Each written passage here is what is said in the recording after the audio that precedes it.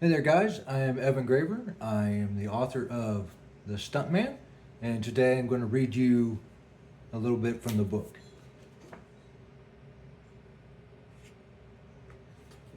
Chapter 1. Why did I become a stuntman? So I could get paid to perform calculated acts of recklessness. Like jumping this KTM 790 Duke motorcycle onto the roof of a moving train. I blew into my cupped hands to fight the nervousness fluttering my belly as I waited for Tony Brennan, the stunt coordinator, and Tim Beecher, the second unit director, the guy in charge of filming all the action sequences, background footage, scenery, or anything else deemed too dangerous or too expensive for the first unit to get around to shooting the biggest stunt in the movie. From my vantage point, I could see Tony having a heated discussion with Beecher, a short guy with flame red hair and a temper to match. Production management had settled director Lance Jeffries and us with Beecher as a second unit director for this picture, even though Lance had wanted Tony. The studio, however, felt Tony wasn't ready for the directorial responsibilities, so we were stuck. Everyone on set could tell Beecher wasn't happy. Even studio management had heard about the friction between Beecher and Tony and had threatened to fire them if they didn't figure out how to get along. The contempt was palpable, but they were struggling to make things work. Put it this way, I don't think they'll ever be drinking buddies. Part of the reason for the friction between them was that Beecher had his own stunt crew and coordinator that he liked to work with and wanted to bring along for the shoot, but Lance Jeffries had vetoed him. Lance trusted Tony to get the job done, as Tony had been a stuntman on many of the commercials Lance had filmed before breaking into the motion picture business. In my opinion, the stunt community is like the mafia. If you do that one big gag, what we in the business call a stunt, you're a made man. You get a reputation for being a go-to guy. I guess Beecher wanted to make one of his crew, but Tony had won out. I was already a made man in the stunt community, and Tony knew I could do this stunt, so I got in the blessing instead of Beecher's guy. Tony threw up his hands and walked away from Beecher. He called me over to one, the position from which I would start to stunt. What was that all about? I asked, coasting the KTM up to the line. Don't worry about it, Tony replied, through his expression didn't match his words. Just concentrate on the jump. I nodded and fired up the bike and focused on the gag ahead. I know you practiced landing on the box, Tony shouted into my helmet, but Beecher wants to live action the train through. You good with that?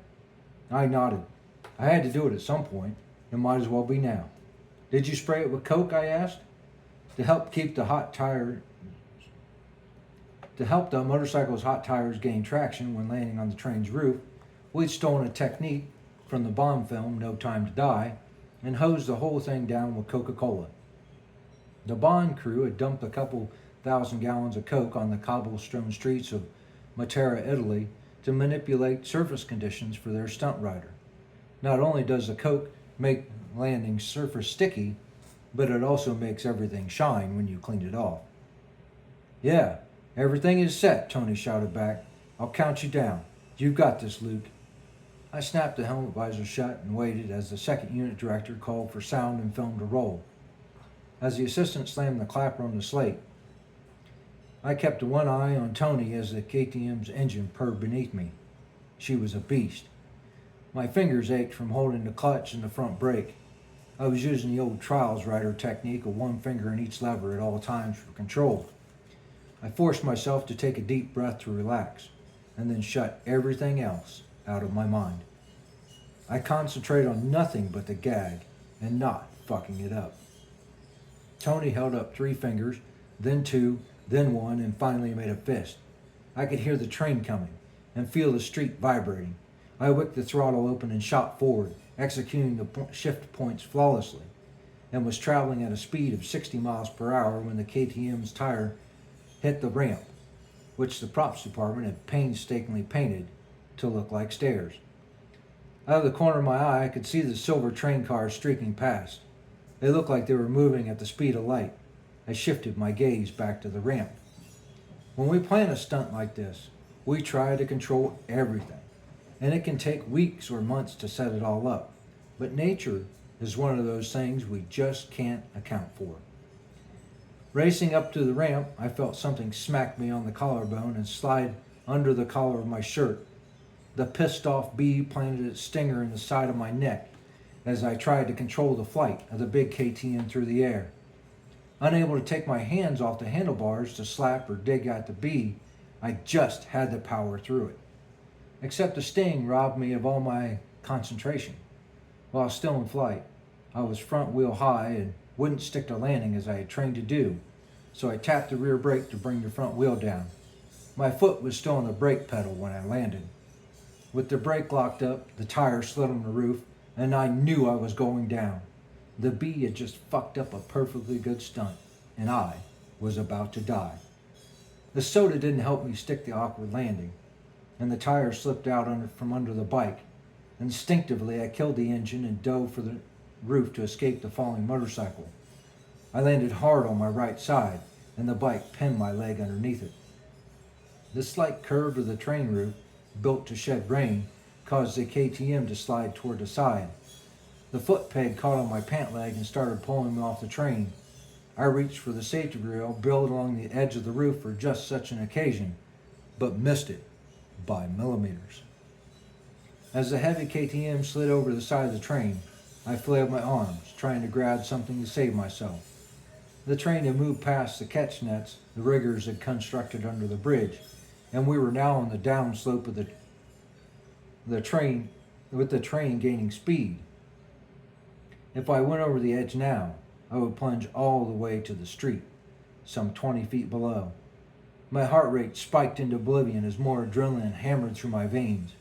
As I slid across the top of the train on my way to certain death, I felt time slow down.